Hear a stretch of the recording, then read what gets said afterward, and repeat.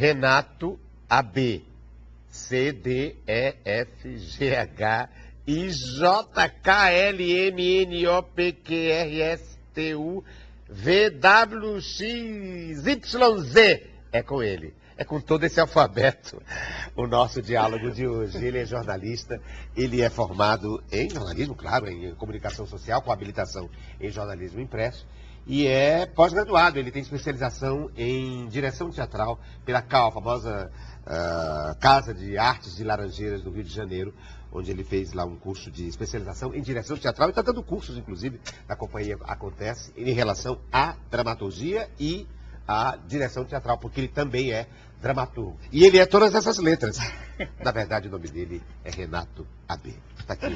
Ei, meu querido. Renato AB, que bonito. Muito bom estar aqui. Muito bom você ser o muso aí nesse pois não poema, é? rapaz. Você é meu muso. Eu fiz esse texto que eu fiz para ele. É um trecho muito importante, num momento muito importante da minha vida, que foi uma polêmica envolvendo meu trabalho. E aí foi importante ter apoio de alguém como você. E é uma honra para mim estar aqui hoje. Foi uma forma que eu encontrei de dizer: eu apoio de A a Z o Renato AB. Para quem não sabe, o Renato, eu tenho que contextualizar a polêmica a qual ele se referiu.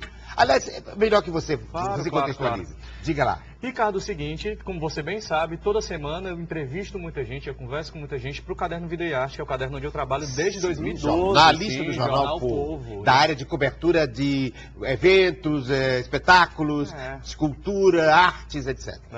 Trabalho lá desde 2012 e aí nesse último mês eu vivi uma situação que até então não tinha vivido na carreira, que foi uma entrevista com o ator Carlos Vereza, a respeito, partindo de uma peça que ele veio apresentar aqui no Cine Teatro São Luís, e a gente teve uma conversa sobre o viés político, um viés político e social, que é um tema que recorrentemente ele fala do assunto, ele fala disso o tempo inteiro.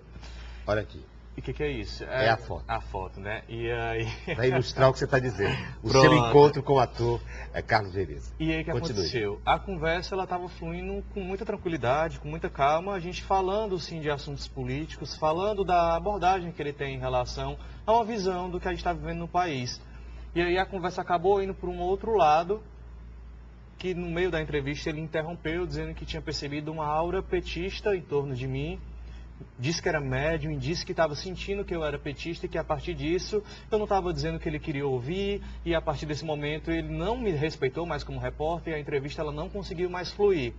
Porque ele me cortava o tempo inteiro, ele desmerecia as perguntas, foi uma situação inédita. E a partir daí começou uma campanha, inclusive na internet, de nível nacional, degradando o Jornal Povo e a sua pessoa como jornalista. Não parou nesse momento, assim, a entrevista foi interrompida com palavrão, com ele se levantando à base de palavrão.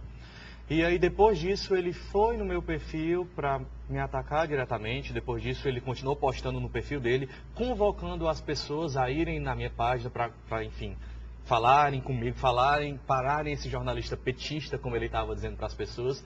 E aí foi toda uma situação que foi difícil de gerenciar. Mas eu recebi apoio de muita gente nesse processo, inclusive o seu, inclusive do Gilmar de Carvalho, de toda a redação do Jornal Povo, de gente que eu admiro, e acaba que foi muito mais fácil poder viver essa situação a partir do apoio que eu senti.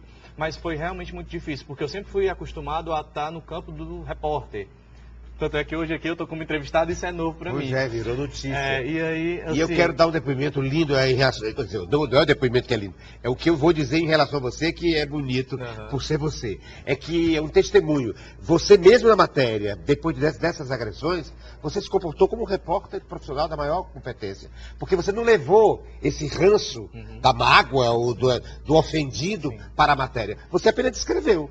Você não adjetivou.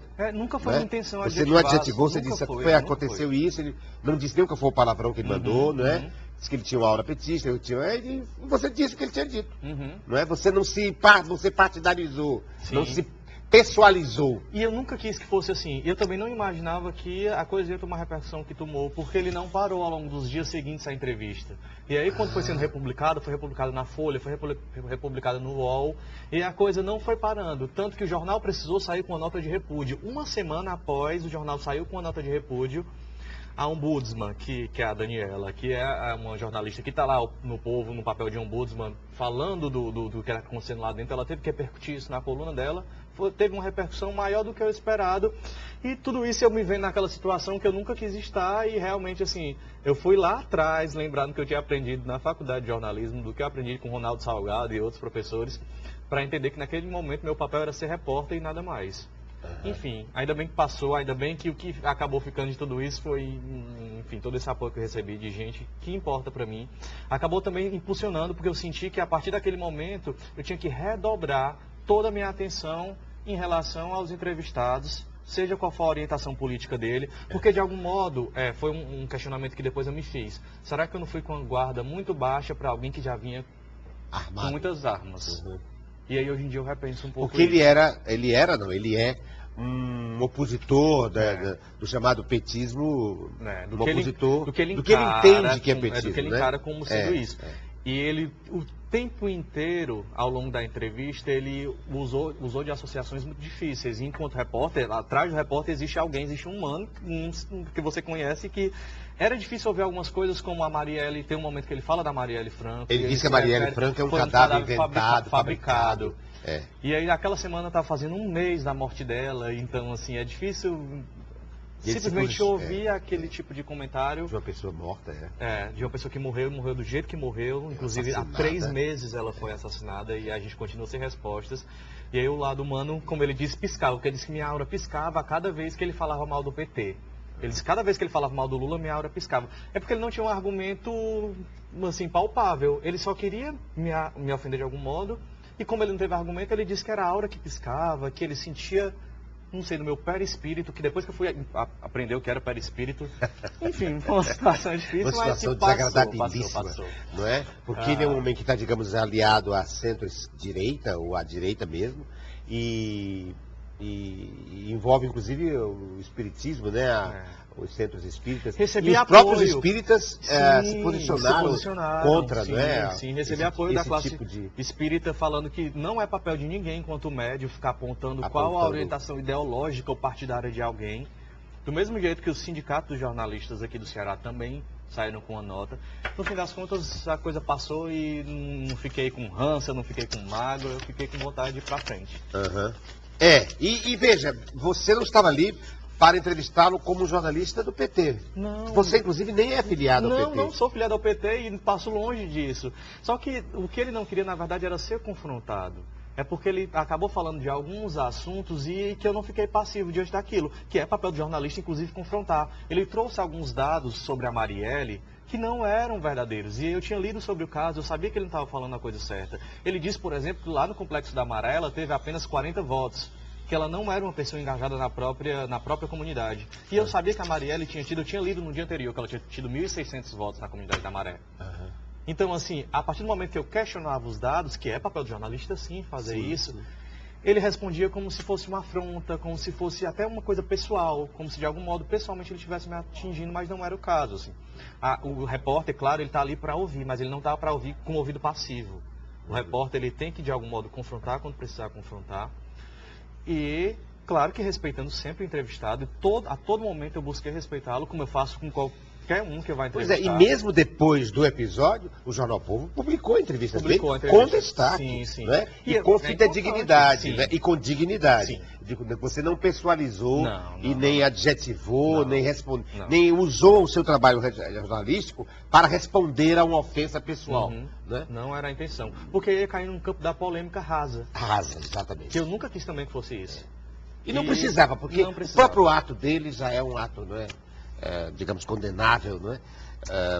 De postura que... E depois, o que veio posteriormente, complicou mais ainda, porque virou uma campanha contra você. Virou, e aí as pessoas, como a gente já está acostumado a ver isso na internet, né? Elas não foram apurar, muitas eu tenho certeza que não abriam os links, mas elas iam no meu perfil, e eu precisei sair fechando tudo que tinha aberto do meu Facebook, porque as pessoas atacavam fotos, eu com minha família, alguém lá comentava, tá aí, a família petista, ou então, olha, isso é uma vergonha para sua família, você não tem vergonha de estar fazendo isso com sua família, você não tem noção, as pessoas chegavam no inbox falando isso, que eu não estava respeitando o ator que tinha toda uma trajetória, que eu não era ninguém, que foi uma coisa que o próprio Carlos Vereza falou, ele foi lá no meu perfil, viu que eu tinha estudado na Casa das Artes de Laranjeiras, desqualificou o seu trabalho, e foi lá falar, olha, você tentou estudar, não conseguiu, não Você é um conseguiu e agora tá frustrado, aqui, você é é um um ator frustrado. um diretor Pois frustrado. aqui não é o caso, não é o Não caso. conheço. E aí, Ele chamou o jornal Povo de Pasquim. Pasquim falou que era um Quem Pasquim conhece qualquer. o jornal Povo de Pasquim? O jornal Povo é uma grande imprensa do Brasil, não é? São 90 anos. São 90 anos de trabalho. E aí ele acabou desqualificando tudo porque, na verdade, ele já chegou lá com predisposição. Ele não pode ser.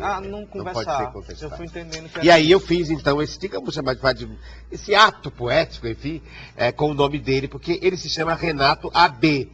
E eu queria dizer que estava apoiando o Renato AB de A a Z. Aí eu botei Renato AB, C, D, E, F, G, H, I, J, L, M, O, P, Q, R, S, T, U, V, X, Z. E é de uma genialidade isso, porque você disse tudo de um modo mais poético possível, assim, isso é muito simbólico. Quando eu recebi isso, eu fiquei realmente muito emocionado, porque foi você dizendo pra mim que estava junto comigo de A a Z e me lembrando da minha pluralidade. Do mesmo jeito que ele estava dizendo que eu era frustrado, você estava dizendo que não. Que foi você tinha toda a sua multiplicidade. E Renato, AB, eu conheci você não era AB. Veja você, vamos colocar o primeiro. Vamos colocar o primeiro. Olha aqui, o primeiro objeto. Ó, 90 anos ele falou do jornal Povo. Esse é um livro que está saindo essa semana do jornal. Eu sou um dos autores desse livro, dos 90 anos. E aí a gente faz um recorte dessa história a partir de alguns pontos, como as páginas azuis, as grandes reportagens.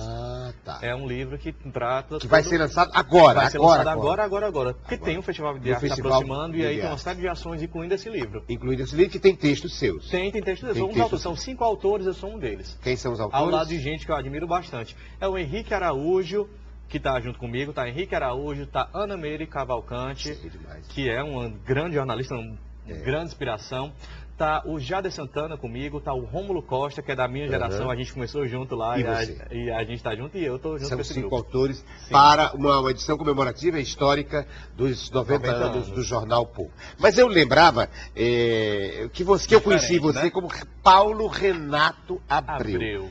Por que você virou AB?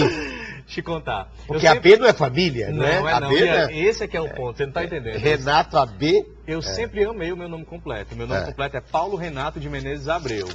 E aí, assim, o Menezes vem da minha mãe, o Abreu vem do meu pai. E quando eu fui assinar como jornalista, por um acaso, a coisa entrou como Paulo Renato Abreu. Não foi uma coisa muito escolhida. Eu não projetei esse nome artístico. E aí a coisa foi ficando, e a primeira coisa foi minha mãe que sempre me questionava, mas por que você não colocou Menezes, um nome desse tão bonito? Do outro lado meu pai dizia, não, mas Abreu é o nome mais forte.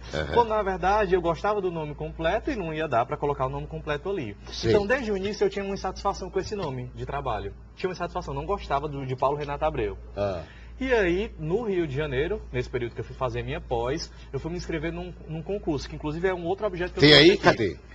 Concurso de dramaturgia. De dramaturgia. Porque também, além de jornalista, ele é dramaturgo e diretor de teatro. Jovens Dramaturgos do SESC, é um concurso nacional. A primeira peça aí é minha e eu trouxe para você, inclusive, esse livro. Chama Castanha, minha peça. Daqui a pouco eu vou mostrar. Vamos já. Mas em relação à AB? Sim, aí eu não podia assinar com um nome já projetado, assim.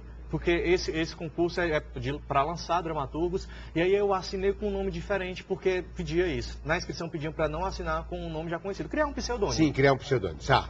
E aí foi o que eu fiz. Eu criei e eu amei esse nome. Renato AB. Eu pensei assim, gente, eu fui colocando Renato, eu não queria mais o Paulo, porque lá em casa todo mundo é Paulo. Meu irmão é Paulo Ricardo, meu outro irmão é Paulo Roberto. E a coisa do Paulo, todo mundo pode ser Paulo na minha família. E por que AB? E aí o AB, ele veio assim, eu fui abreviando, um A, um B, e aí eu pensei numa coisa que eu lembrei da época da minha infância, que eu sempre gostei de acento. Quando eu estava aprendendo a escrever, eu achava muito bonito o acento, eu achava uma coisa sensacional o acento. E meu nome não tem nenhum acento. Eu disse, gente, por que eu não coloco um acento nesse E? E vai ficar a coisa mais charmosa do Brasil. AB. E seria de Abreu? Você tirou o R? Abreu, tirei o R. Você tirou o R que estaria aqui. E ficou o Abezinho aí. Aqui que teria o R, não é? Era. De ser Abreu. Aí você tirar esse R também. E ficou AB. Tira esse bre que eu acho que era um peso diferente. É um bre que eu acho que tinha um peso. Mas aí você trouxe uma leveza, eu amei. Você criou um problema. Você que estava entre a sua mãe e o pai, entre o Menezes e o Abreu, você descontentou os dois. Mas não, agora eles estão tranquilos, que aí não tem mais uma briga. Não tem mais nenhum nem outro. Nenhum nem outro, e aí não preservou nem o nome do pai, nem o nome da mãe. Virou uma coisa única. Transcendia aí. Transcendeu. E aí é isso. E eu gostei disso e levei para o jornal. E desde 2016, que quando eu voltei do Rio, voltei para o jornal em 2016, eu continuei sendo AB.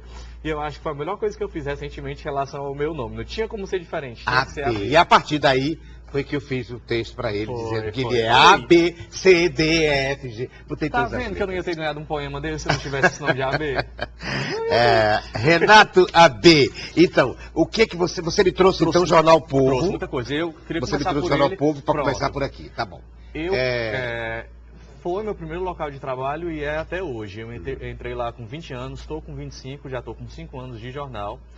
E entrei lá como Novo Talento, que é um projeto que eles têm tocado pelo Plínio, que é um projeto de formação de jovens estudantes. Foi uma época muito conturbada, porque a UFC estava de greve. Sou aluno lá do curso da UFC, eles estavam de greve.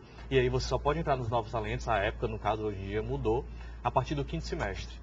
E aí eu comecei a fazer a seleção no 4º semestre e a UFC entrou em greve. E o que é o... E eu fiquei impossibilitado de entrar. Mas aí eu fui lá, bati na porta, pedi, porque eu passei por toda uma seleção. De 100 pessoas, ficaram 8, eu estava nas 8, eu não podia entrar porque a UFC estava de greve.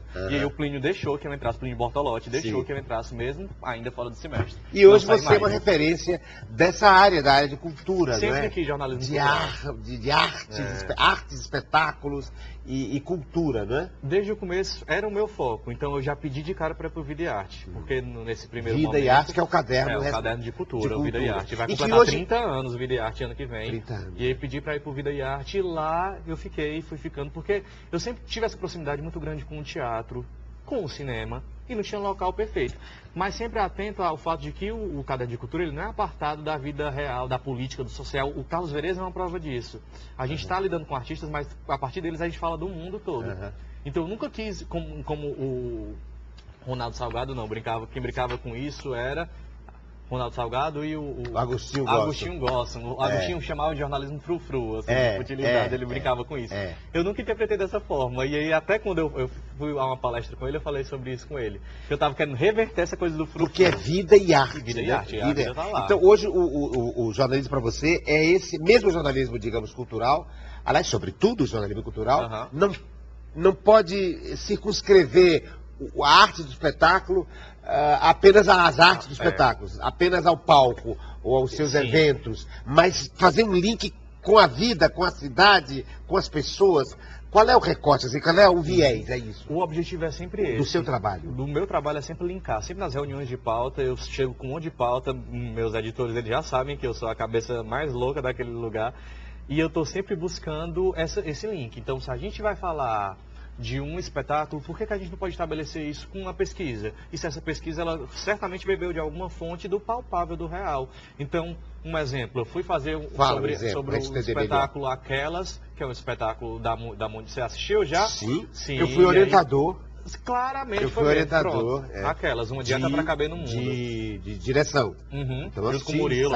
Com o Murilo. Eu fui uma espécie de supervisor do espetáculo. Digamos, um orientador, não é? Um interlocutor. E aí as meninas, elas estão falando a partir daquelas, elas falam do feminicídio, né? Sim, a partir de um caso específico, que é a Maria... exatamente, que é uma beata, né? Não, da Beata não. Ela é do Crato. Não, ela se tornou... Ela é do Juazeiro, ela se santificou, né? Sim, uma santa popular. Ela não é a Beata. Ela é a Maria de Bio, né? Maria de Bio. Maria de Bio, Isso, a Maria de Bio, que era uma menina que morreu super jovem, a foi assassinada pelo marido, que é o Bio. Sim, que é o Bio. E ela ainda carrega o nome dele. Ainda carrega o nome dele, E aí, a partir do caso da Maria de Bio, a gente foi falar de feminicídio, linkando com a peça das meninas. Daí então, a alegação vida e arte. Sempre juntar isso, e a partir disso trazer números do feminicídio, a partir disso trazer a pesquisa da Maria de Bio, e por que falar desses santos populares que a gente tem aqui no estado, de onde isso vem. Então a reportagem ela tem que ser ampla, porque se a gente ficar no básico, que é o serviço da peça, que é o serviço do show, isso no Facebook a gente já vê,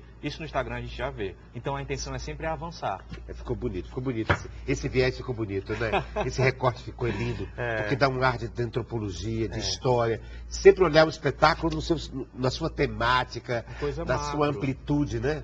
Na sua abrangência. E aí traz muito do processo também, porque outro exemplo, a Fran Teixeira agora com os meninos do Máquina pesquisando para o espetáculo Nossos Mortos, eles pesquisaram um caldeirão. A partir de Antígona, mas... fazendo um link com Antígona. Então eles fizeram exatamente isso. Assim, a pauta chegou pronta para mim, que ele já tinha junto Antígona e o caso do Caldeirão. E o Caldeirão. E aí na reportagem a gente foi buscar histórias do Caldeirão, a partir tendo um mito também como referência, traçando a peça ali no meio de campo. Então o objetivo é sempre esse, é linkar, e aí a partir disso fazer esse tipo de associação que vai além da peça puramente. Tem espetáculo que não, tem espetáculo que por si só ele já traz aquela coisa que instiga, ela já está ali no espetáculo e ela não precisa desse pé na realidade.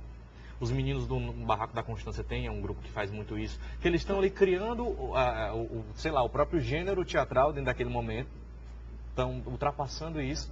E aí, quando eu vou falar da peça deles, eu posso falar do espetáculo sem precisamente transcender. Vai muito também da peça, vai muito também da música, vai muito também de qual é o objeto que a gente está falando. O dialogador de hoje é o Renato AB, que ele é jornalista. Hoje é o responsável do Jornal Povo, exatamente por essa cobertura da qual ele está falando agora, o recorte, o tipo de viés, o tipo de prisma, não é, pelo qual o Jornal Povo tem se orientado para abordar espetáculos, não só de teatro, em todas as áreas, em todas as linguagens. Mas, além de tudo, ele é dramaturgo. Renato AB ganhou o prêmio, então, Jovens Dramaturgos 2016, com a peça Castanha.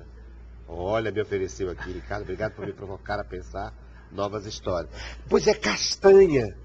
Essa história... É o seu primeiro texto publicado? Publicado sim, mas é a minha segunda peça. A primeira eu também trouxe aqui, mas eu trouxe um DVD. A primeira é essa, chama Acordados. Aqui você é o Paulo Renato. Eu ainda era Paulo Renato. Aqui você é Paulo Renato. Eu ainda era o Paulo Renato. Paulo Renato. Essa peça ela foi desenvolvida dentro do CITA, que é o curso do Almeida Júnior, da Companhia Acontece. E aí essa foi a primeira peça que eu escrevi. Nunca tinha estudado dramaturgia na vida. E aí, ao longo do processo, é um curso que ele tem de iniciação teatral. A partir do processo eu fui entendendo que eu não me encontrava como ator. Eu não gostava da figura de estar naquele momento, de estar na figura do palco. Eu fui entendendo que meu local não era o palco. E aí, a partir disso, no meio do curso, eu cheguei para o Almeida e disse: Almeida, eu queria escrever a peça. O Almeida, que também não tem juízo igual a gente, topou a ideia, uma figura interessantíssima e, assim, um grande guerreiro do nosso teatro, que é o Almeida Júnior. Ele foi lá e abriu essa possibilidade. Ele disse que eu podia levar uma proposta de peça, que ia debater com um coletivo se a peça se aprovava ou não. E era exatamente esse Acordado. E aí foi aprovado. E qual é o tema do Acordado? Acordados é assim, são micro-histórias que acontecem quando os personagens estão prestes a dormir. São 4 núcleos narrativos, 4 histórias, e aí em cada um desses núcleos acontece alguma coisa. Num deles é a morte que vem buscar, um homem que está prestes a morrer, e aí a morte vem buscar ele na boca do sono. E num outro momento é um assalto que acontece dentro de uma casa, quando as pessoas estão prestes a dormir. No outro é uma moça que é prostituta e ela tem que dividir a cama com outra moça que também é prostituta, porque naquele momento do bordel só tem uma cama para as duas. Então são essas pequenas histórias que acontecem impedindo que as pessoas consigam dormir. E aqui, no Castanha? E aí Castanha já foi em 2016, é a minha segunda peça. Castanha ela já é uma coisa mais transcendental, digamos assim, que eu descobri a partir do Castanha, dos textos que eu fiz depois do Castanha, que eu tenho uma busca pelo fantástico. Castanha é uma história que acontece antes do nascimento de um personagem. Seria um mito do que acontece antes daquele personagem nascer. A gente se preocupa muito com o que vem depois da morte. E aí sempre me instigou a pensar o que vem antes do nascimento. E aí não tem nenhum apelo religioso, não tem nem... A base é Platão. A base é Platão e Sim, aí... Estou vendo que tem o cenário é uma caverna, já me lembrei da caverna de Platão. Tudo acontece nessa caverna e esse personagem, um zero, ele acorda, ele não sabe por que ele está ali. E aí ele descobre ao longo do processo com o Demiurgo, que é essa figura que eu também trago do Platão, que ele descobre que está prestes a nascer e que ele vai viver um parto. E aí a peça termina com ele nascendo. É tudo que acontece nesse momento em que ele vai sendo preparado para esse parto. É uma loucura. E aí são esses 3 personagens, o Demiurgo, a parteira e o Zero. E aí o Zero vai descobrir, ao longo da história, ele vai descobrindo que o corpo dele já traz as marcas do que ele pode ser, de que ele vai nascer na pequena cidade de Assaré, no interior do Ceará. Tem uma série de narrativas. Castanha? E aí o título ele vem de uma outra história. A historiadora Mary Del Priori, ela tem uma pesquisa sobre o Brasil colonial, entre tantas pesquisas que ela tem. Sim. E aí eu li... Uma coleção voltada a isso. Né? Pronto. Que é gente brasileira. E eu tava... Tudo isso nasceu porque eu estava lendo uma matéria do segundo caderno do Jornal o Globo, falando desse novo livro dela. E nesse novo livro falava dos hábitos do Brasil colonial. E um dos hábitos era contar o tempo por meio da castanha. Porque os filhos dos escravos, aquelas pessoas que estavam ali rodeando a Casa Grande e a senzala, elas não tinham uma noção temporal muito clara. Então, uma mãe, para saber quantos anos o filho tinha, ela ficava atenta ao amadurecimento da castanha de caju, que se dá uma vez por ano. E aí, então, a partir desse elemento metafórico da castanha, eu pensei o tempo contado de uma outra forma. E aí que vem a castanha. Mas eu estou impressionado porque eu estou escrevendo um novo livro de contos e um dos contos... E eu não conheço a sua peça, eu nunca vi, nem lido e nem ensaiado. E um dos... Eu vou mostrar isso a você, como eu estou querendo me lembrar o título. é exatamente a história se passa dentro de um útero antes, é o pensamento de uma pessoa antes de nascer. Que legal. Porque é uma coisa a se pensar, né? Porque a gente tem E que termina entender o conto exatamente quando ela ele nasce. Olha, Quando ele sai do útero. eu acho que a gente tem que fazer um cruzamento dessas histórias e Meu montar Deus, uma versão sincronicidade, sincronicidade, Sim, né? sim, eu acho que como pode é o render nome algo muito do bom. conto? Meu Deus, como é o nome do conto? É tanto conto. Eu estou escrevendo um novo livro. Já estou 35, não me lembro agora o nome do conto. Não, mas não, isso mas eu aí. quero ler, Eu quero que vou a lhe gente mostrar. misture essas Eu vou lhe histórias aí mostrar, no porque é palco. muito interessante, né? Ah. Olha, no próximo segmento do diálogo, eu vou continuar conversando com ele, que é dramaturgo e que é jornalista. E diretor de teatro, porque ele tem uma especialização em direção teatral. Portanto, ele é absolutamente plausível que eu tenha escrito aquilo que eu escrevi com ele, com todas as letras, A, B, C, D, porque ele é múltiplo, ele tem vários campos de atuação. E vai trazer aqui, para colocar em pauta, a revista, a entrevista, o próximo segmento, um símbolo aqui do Rio de Janeiro, que é o nosso Cristo Redentor, e uma garrafa que parece, pelo formato, uma garrafa do Aladim, a lâmpada do Aladim, aqueles gênios, né, que sai da garrafa. Será que ele quer uma garrafa? Será que se eu abrir aqui vai sair uma garrafa? E que gênio sairia e que pedidos ele faria a esse gênio que sairia desta garrafa? Isso é conversa para o próximo segmento do diálogo. Daqui a pouco com o jornalista e dramaturgo Renato AB.